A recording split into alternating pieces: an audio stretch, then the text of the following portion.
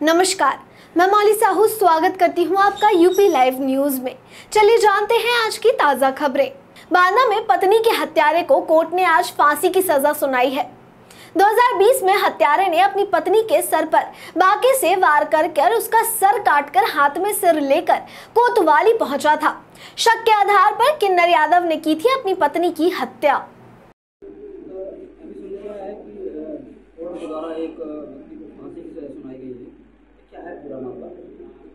ये मामला 9 अक्टूबर 2020 का मामला है। एक अभियुक्त किन्नर यादव ने ये अपनी पत्नी बिमला की क्रूरतम तरीके से उसकी हत्या की थी। उसका गला काट करके पूरा बाजार से जाता हुआ कोतवाली पहुंचा था और उसने केवल हत्या इसलिए किया था कि उसके ऊपर शक करता था और फिर उसने योजनाबद्ध तरीके से उसको जिसके ऊपर शक करता था उसको बुलाया और उसकी हत्या करना चाहा तो मौका पाकर भाग गया। तो इसने पत्नी को कई बार बांके से वार किया। वो बेचारी अपने को बचाती हुई दूसरे बगल वाले घर में घुस गई, वहाँ दौड़ता हुआ गया और उसको घसीटता हुआ बाहर लाया। फिर उसको सर से 2 भागों में किया उसको और धड़ वहीं फेंक करके और उसके सर को अपने हाथ में लेकर, एक हाथ में सर लेकर एक हाथ में बांका लेकर नृशंस और क्रूरतापूर्ण हत्या करते हुए थाने पहुंचा। तब कहीं थाने में उसने घटना की FIR लिखी गई और ये कार्रवाई इसके बाद हुई। कितने दिनों तक पूरा मुकदमा चला है? और ये 2020 का मामला है। 2020 से अभी तक 2024 चल रहा है। 4 साल से थोड़ा कम तक विचारण चला है।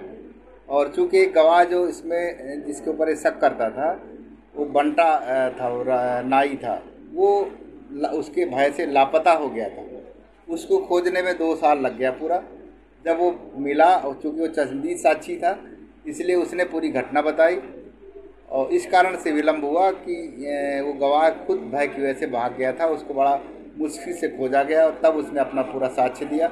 समाज में भय का वातावरण बन गया था और इसलिए इस मामले में 302 में मृत्युदंड दिया गया है, 324 में 2 साल की सज़ा और जुर्माना किया गया है।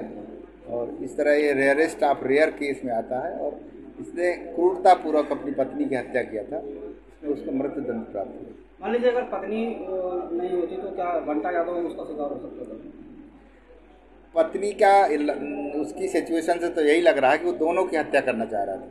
उसको बुलाया सुबह 7 बजे और किसी बहाने से और उसको ऊपर हमला बोला जब, तो पत्नी ने इतना कह दिया कि तुम क्यों निर्दोष को मारे डाल रहे हो, तो उसने उसको छोड़ करके फिर उसके ऊपर हमला कर दिया। तो वो मौका पाकर बंटा भाग गया, इसलिए बच गया वो, नहीं तो वो बचता भी नहीं, उसकी भी हत्या कर देता वो।